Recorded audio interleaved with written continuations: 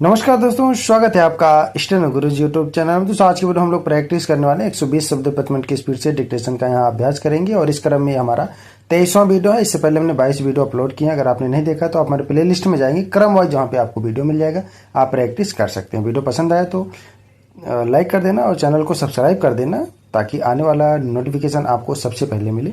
तो ज़्यादा समय न लेते चलिए रेडी। 5 सेकेंड 120 शब्द प्रति मिनट की स्पीड से सभी लोग प्रैक्टिस करेंगे। स्टार्ट। महोदय, आज हमारे तरीकों से और कार्य संचालन द्वारा परिवर्तन की दिशा में समाज के बढ़ने के उक्त क्रम पर संगठित रूप से प्रहार किए जा रहे हैं। कभी कभी मुझे लगता है कि सही उद्देश्यों का भी इस्तेमाल गलत तरह से किया जाता है, जिससे बृहत्तर उद्देश्यों पर प्रहार किया जाए और इस पर आपको अपने विचार विमर्श के दौरान ध्यान देना चाहिए। काम की बेहतर व्यवस्था का बड़ा महत्व है। इसके लिए अधिक उपयुक्त वेतन आवश्यक होता है। साथ ही काम का स्थान, कमरे आदि भी साफ सुथरे होने चाहिए। लेकिन जो लोग साथ साथ काम करते हैं, श्रमिक, प्रबंधक तथा किसी परियोजना में या कारखानों में काम करने वाले अन्य लोग, उनमें अच्छे संबंध होना आवश्यक है तथा यह शायद अन्य सभी बातों से ज़्यादा महत्वपूर्ण है। मुझे आशा है कि यह बैठक, ऐसी विचार गोष्ठियाँ और सम्मेलन इस प्रकार से काम के लिए बेहतर वातावरण को संभव बनाएगी। सरकार को काफ़ी कुछ करना है और वह करेगी भी। हालांकि आज हमारे यहाँ की स्थिति में ऐसा करना हमेशा ही सरल नहीं होता। यह कहना सरल है कि हम ऐसा करेंगे। नीति संबंधी निर्णय भी सरलता से लिया जा सकता है, लेकिन किसी निर्णय को समुचित ढंग से लागू कर पाना बहुत कठिन होता है।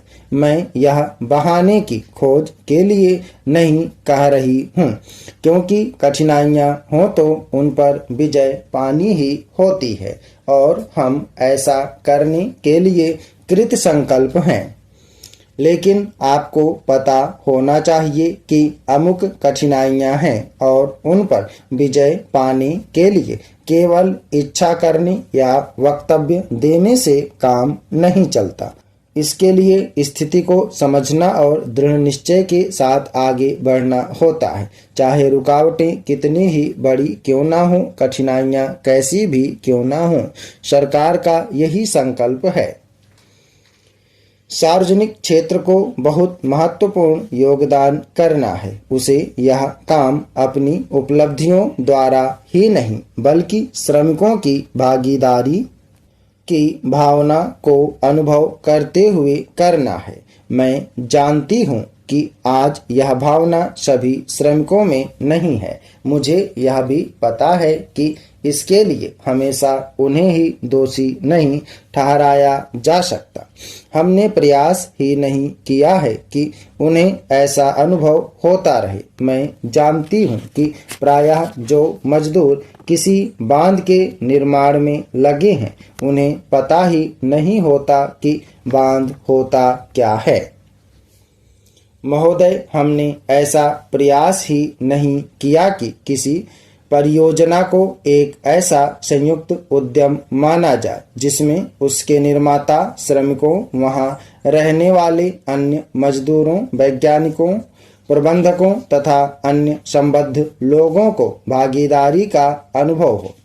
हमने समस्याओं को पुराने कोण से ही देखा है और लोगों को अलग अलग खानों में बांट दिया है। इसलिए ये झूठे विभाजन समाप्त होने चाहिए। हमारे समाज में ऐसे अनेक विभाजन हैं। शायद वे सभी समाजों में होते हैं, लेकिन हमारे यहाँ वे सामान्य से कुछ ज़्यादा ही हैं। ये धर्म के आधार पर, जातियों के आधार पर, भाषा और क्षेत्र के आधार पर पाए जाते हैं। एक व्यक्ति और एक वर्ग को दूसरे से अलग करने वाली अनेक तरह की दीवारें हैं। और इन सब विभाजनों से हमारा राष्ट्र कमजोर हुआ है। स्वतंत्रता आंदोलन के दौरान इन विभाजनों का इस्तेमाल हमारी एकता को तोड़ने के लिए किया जाता था।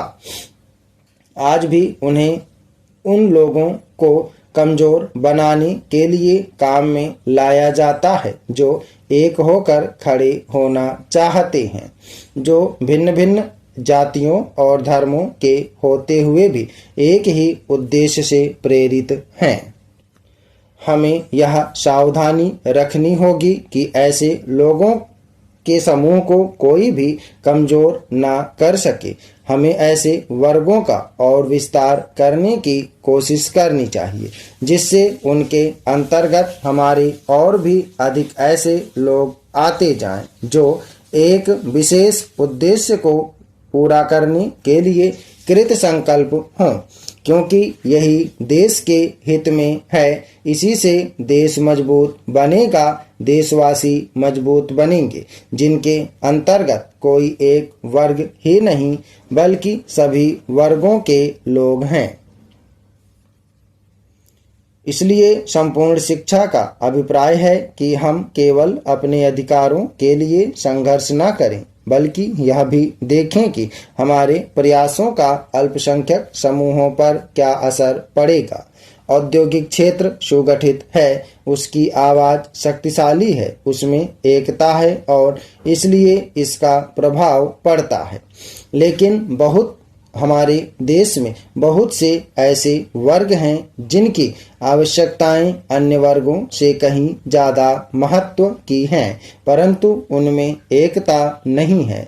उनकी मांग को प्रस्तुत करने वाला कोई नहीं है और उन्हें शायद पता तक नहीं होता कि उनकी कुछ मांगें भी हैं, लेकिन केवल इसी कारण से उनकी उपेक्षा नहीं की जा सकती। हम यह नहीं कह सकते कि उनकी कोई मांगें नहीं हैं। उपाध्यक्ष महोदय, अगर भारत की आर्थिक व्यवस्था को हम देखें तो यह कहने में कोई त्रुटि नहीं होगी कि कृषि उसका आधार है।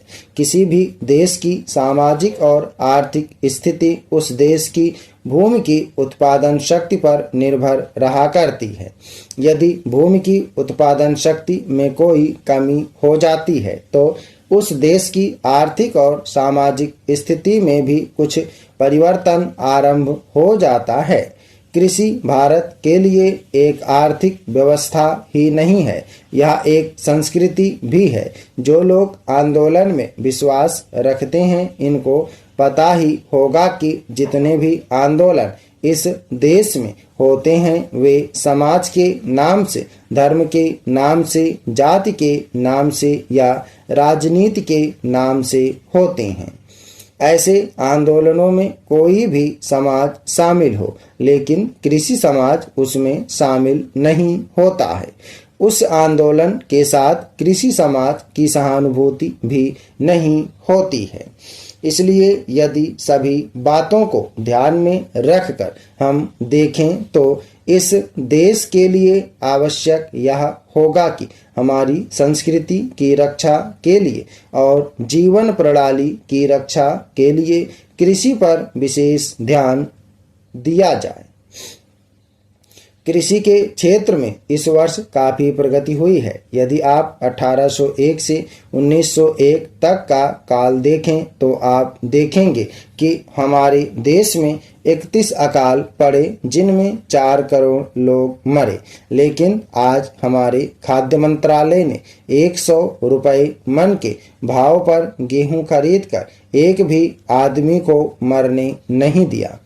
इसके लिए हमारा खाद्य मंत्रालय बधाई का पात्र है।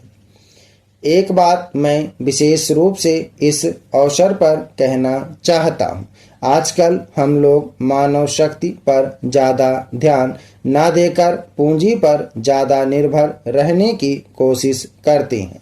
आपको याद होगा लगभग 5 दशक पहले में जापान की आर्थिक व्यवस्था बिगड़ गई थी, लेकिन वहां के 60 लाख काश्तकारों ने कृषि शिक्षा के बल पर इतना अनाज पैदा करके दिखलाया कि आज वे 10 करोड़ आदमियों का पालन पोषण कर रहे हैं।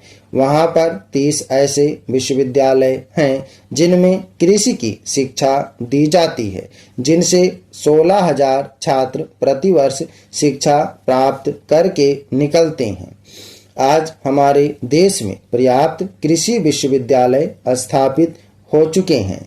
हमारे देश की 120 करोड़ जनसंख्या को दृष्टि में रखते हुए जापान एक बहुत छोटा सा राज्य है, शायद हमारे राजस्थान से कुछ ही बड़ा है।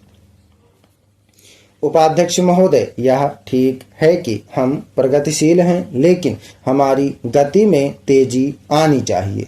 श्रम की तरफ हमारा अधिक ध्यान जाना चाहिए।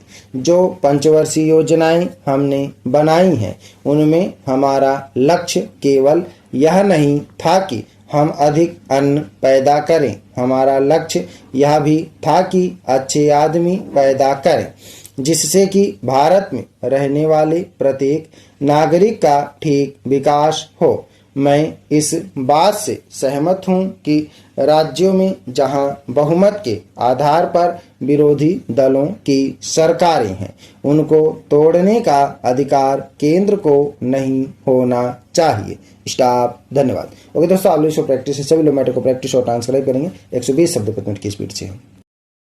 उम्मीद है कि दोस्तों वीडियो आपको पसंद आया होगा, तो वीडियो को लाइक कर देना, और अगर अभी तक आपने हमारे चैनल को सब्सक्राइब नहीं किया तो प्लीज़ सब्सक्राइब करके नोटिफिकेशन बेल ऑन करना।